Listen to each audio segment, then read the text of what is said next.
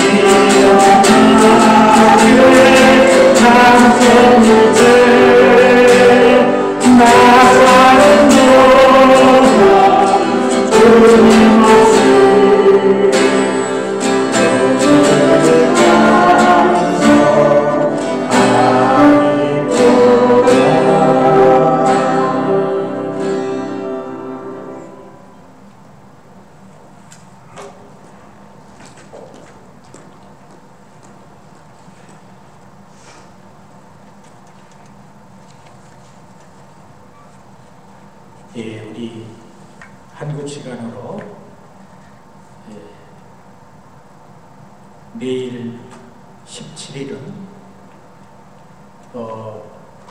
우리 한국의 가장 큰 명절 중에 하나인 추석입니다. 이곳에 있는 우리는 사실 이날을 별로 중요하게 여기지 않지만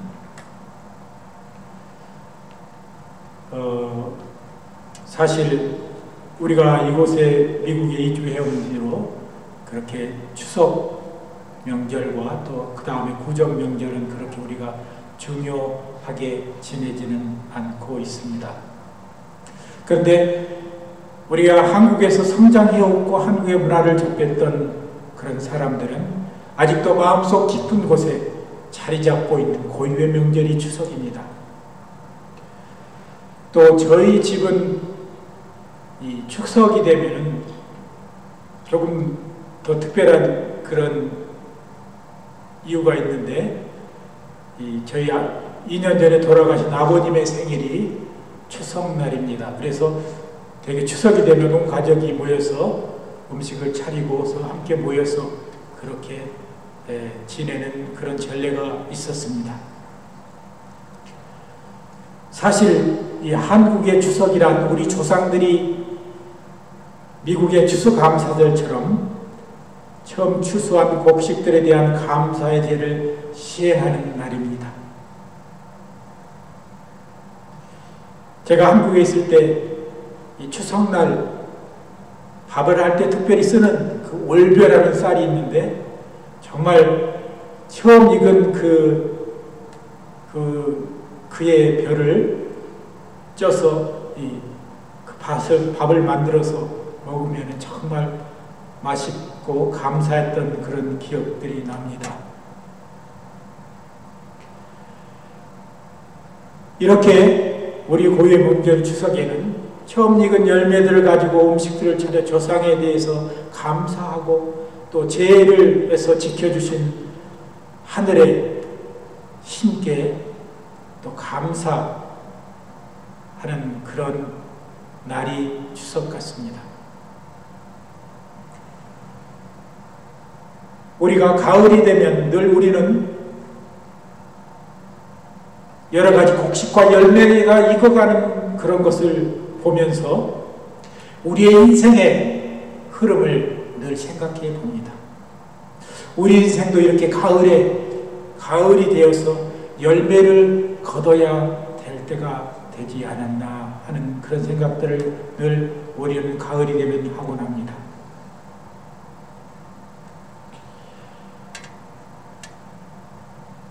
(2000년) 전 아마도 이맘때가 된 것 같아요. 그래서 오늘 본문 말씀을 보면은 예수께서 들녘과 또한 세상을 바라보시면서 한탄하시면서 또 하셨던 말씀을 여러분들과 함께 나누고자 합니다.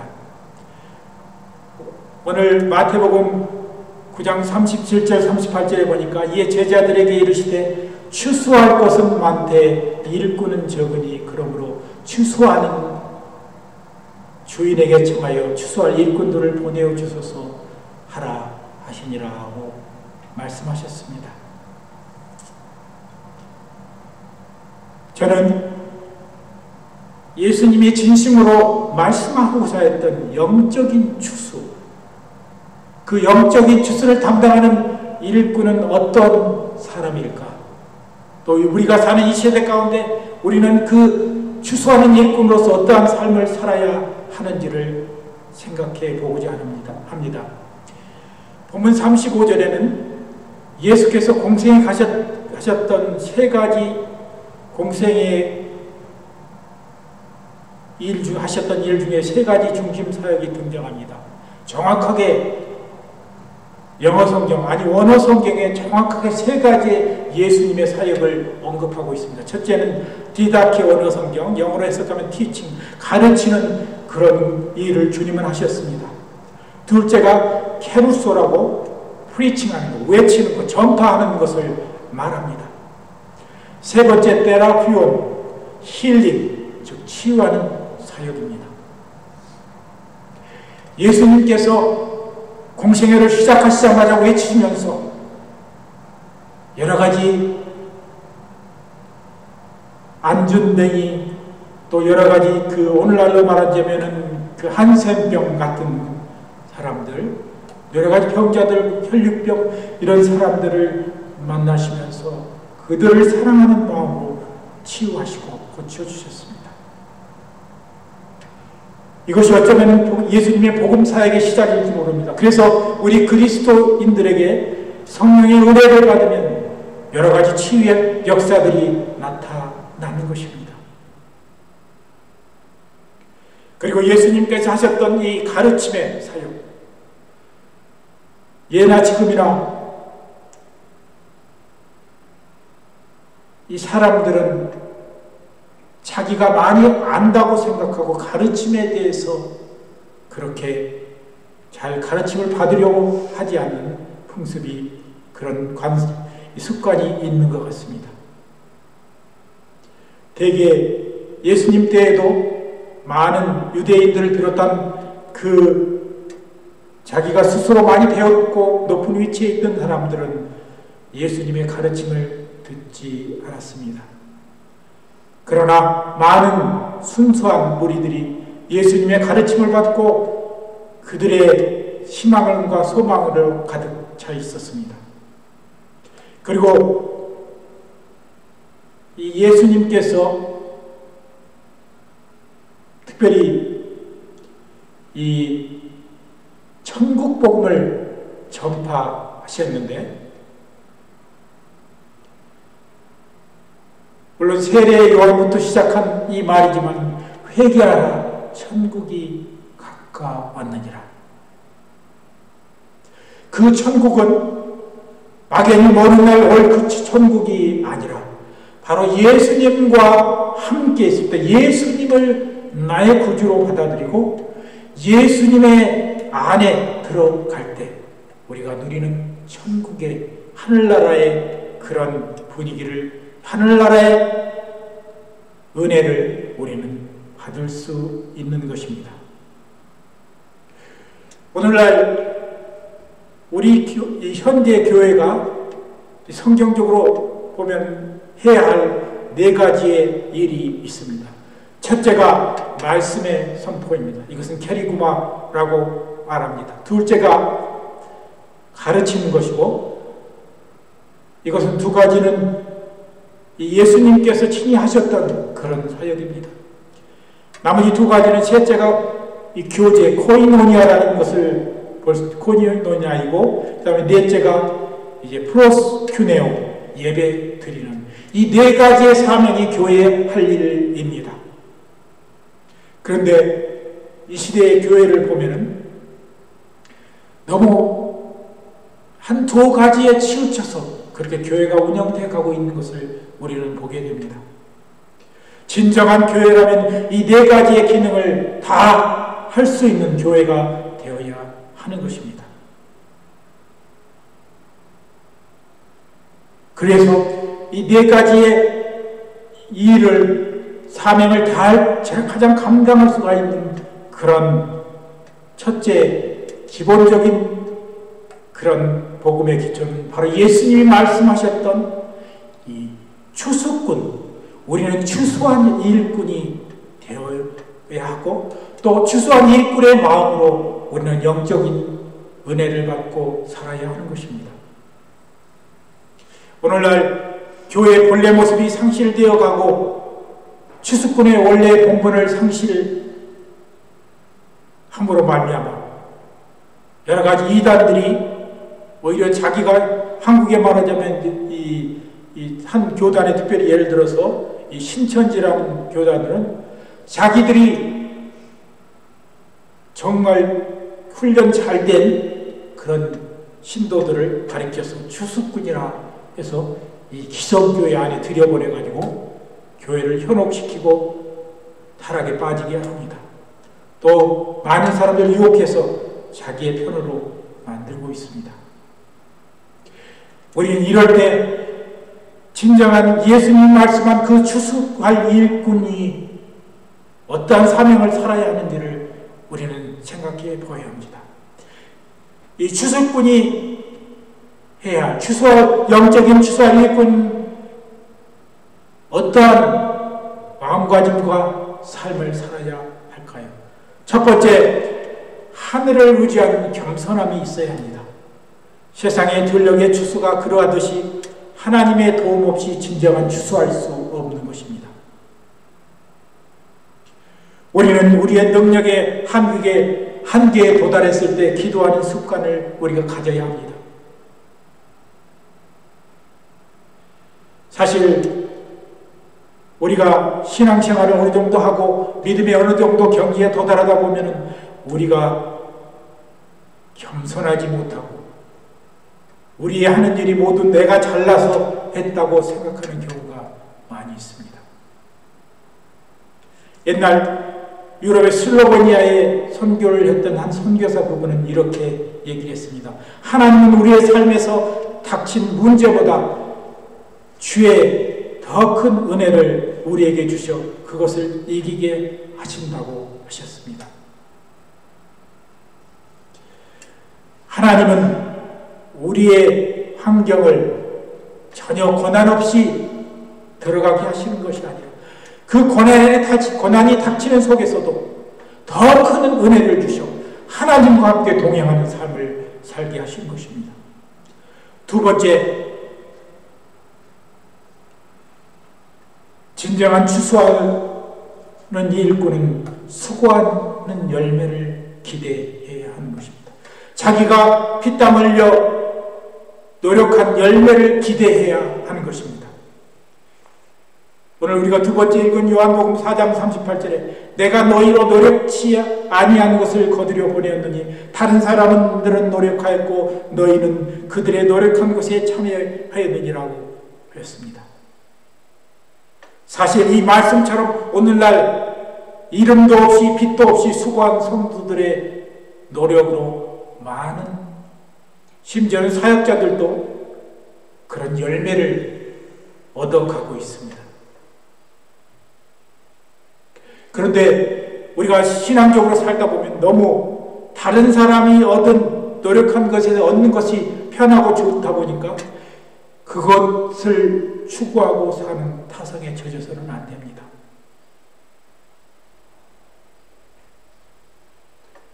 오늘날 많은 성도들이 땀 흘리지 아니한 것을 얻으려는 그런 사형 심리에 빠져 있습니다. 조금씩 피와 땀을 흘려서 애쓰고 노력하여서 조금씩 모아서 점점 흘려가는, 영적으로도 우리의 오늘 나의 기도와 나의 말씀을 읽는 것이 비록 조금이라 할지라도 매일 조금씩 순간순간 그렇게 함으로 말미암아 신앙적인 그런 단계에 진보해가는 그런 성도의 삶이 되어야 하는 것입니다. 세 번째, 추수하는 일꾼은 눈을 들어 들녘을 세심하게 바라보는 눈을 가져야 합니다. 옛날 제가 어렸을 때 이 시골에서 그 부지런한 농부가 몇 사람, 한 두 사람 항상 늘 생각납니다. 그는 아침 일찍 일어나 들녘을 나가서 바라봅니다. 오늘은 내가 저 별을 보면서 별 색깔이 어떻구나 이렇게 얘기를 하고 생각하면서 또 오늘은 내가 별을 더 잘 자라게 하기 위해서 무엇을 해야 될 것인가 생각에 처집니다. 그리고 자기가 바라보는 그 예리한 눈을 가지고 그 농부의 일을 감당하는 것입니다.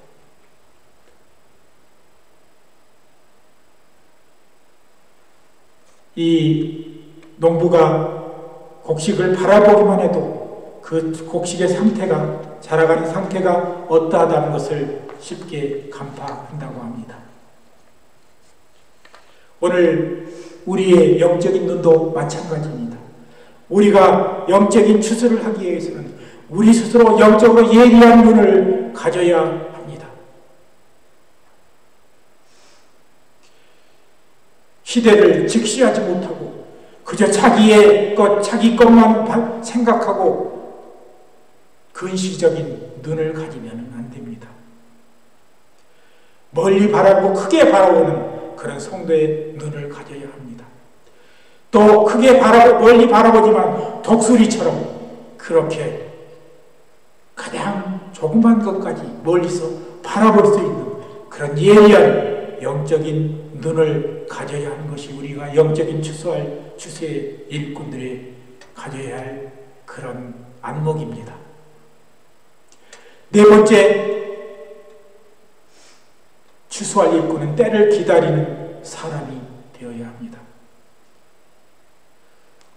오늘 보면 요한복음 4장 35절에 보면 팔레스틴 지역에는 곡식이 익어 추수할 때까지 넉 달이 걸린다는 것을 예수님은 아셨습니다. 그 더운 여름에 고통과 지루함을 참는 사람이 진정한 추수꾼인 것입니다. 비가 내리는 우기와 심한 더위를 견디며 그것들을 돌보는 인내가 추수꾼에게 필요한 것입니다. 오늘 우리는 신앙생활을 하면서 조금 하나님의 기도가 응답이 더디고 우리가 이 겪는 고난이 험하고 힘들다고 해서 우리가 자포자기하는 그런 경우가 있습니다. 우리는 좀 더 기다리며 그렇게 인내하는 신앙을 가져야 합니다. 그리고 마지막으로 다섯 번째, 말보다 행동이 필요한 것이 추수하는 일꾼들입니다. 사람들과의 대화를 하며 농작물과의 대화를 하며 묵묵한 삶을 살아야 한다는 것입니다. 옛말에 먼저 행동을 하고 말을 꺼내라는 격언이 있습니다. 또 제가 젊었을 때 조금 어떤 사업체에서 일을 했는데 이 주인은 보니까 나한테 가르쳐 준 것이 하나가 내가 지금 무엇을 얻기 위해서 살지 말고 너에게 장차 이익을 준 사람을 얻으라고 얘기했습니다.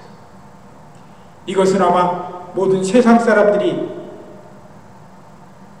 인정하는 그런 내용입니다.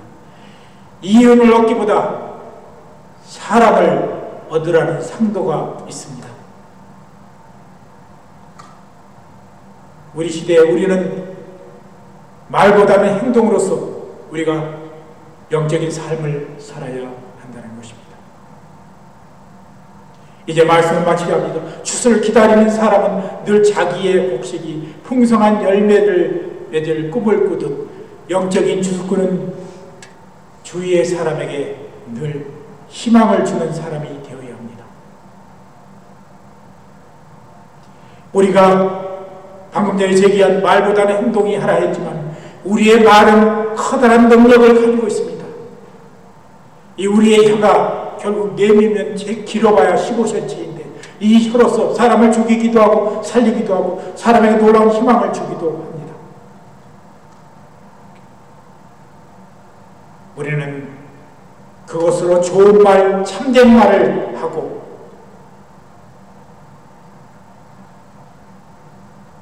우리가 영적인 가장 중요한 것, 우리가 영적으로 제일 먼저 우리 가진 입으로 해야 될 일이 있습니다. 바로 하나님을 찬양하는 일인 것입니다.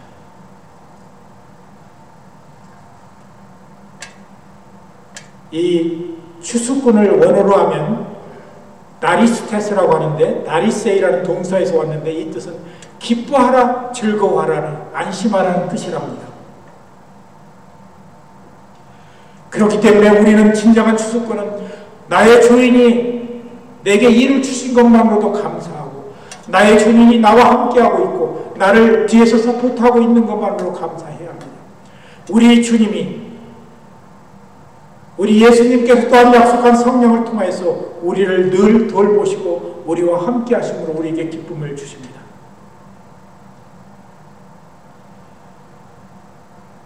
우리는 이제 이 시대 속에서 진정한 추수할 일꾼이 되어야 합니다. 나 혼자만의 삶을 위해서 살기보다 많은 영적인 열매를 맺어 다른 사람들에게 그리스도의 복음을 전파하는 사람이 되어야 하는 것입니다. 아니 또 잊혀져가는 사람들을 찾아보아야 하고 고난하고 소외된 그런 사람들을 돌보아야 하는 것이 증성한 추수꾼의 해야 할 일인 것입니다. 오늘 우리 믿음의 교회가 비록 수적으로는 작다 할지라도 진정한 영적인 추수꾼의 삶을 사는 성도가 되기를 원합니다. 많은 무리가 큰 일을 하는 것은 세상의 원리입니다.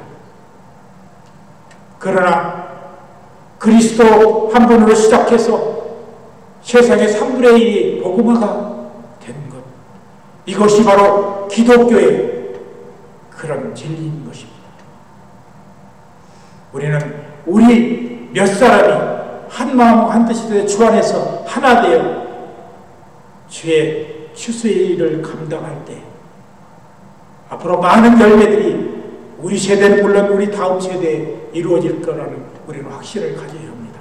그러면서 우리는 그 앞을 바라보고 먼 훗날을 바라보는 희망으로 오늘 내가 해야 할 추수꾼의 일을 성실히 이행하는 성도들이 되시기를 예수 그리스도의 이름으로 간절히 기도드립니다.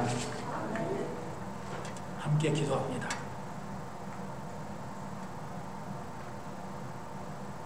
하나님 아버지, 우리는 예수님이 우리에게 부탁한 일들을 때로는 잊어버리고 살 때가 많습니다. 너희는 가서 모든 족속으로 제자를 삼아 아버지와 아들과 성령의 이름으로 세례를 주고 내가 너희에게 공부한 모든 것을 가르쳐 지키게 하라. 볼지어다 내가 세상 끝날까지 너희와 항상 함께 있으리라는 주의 명령을 듣고 실행하는 추수한 일꾼들이 되게 하여 주시옵소서. 말세에 추수할 것은 많되 일꾼이 적다한 주님의 2000년의 말씀이 이 시대에 바로 적용되고 있음을 우리는 깨닫게 하여 주시고 우리 스스로 나라도 추수한 일꾼의 본분을 다하는 성도 되게 하여 주시옵소서. 감사드리며 예수님의 이름으로 간절히 기도드리옵나이다.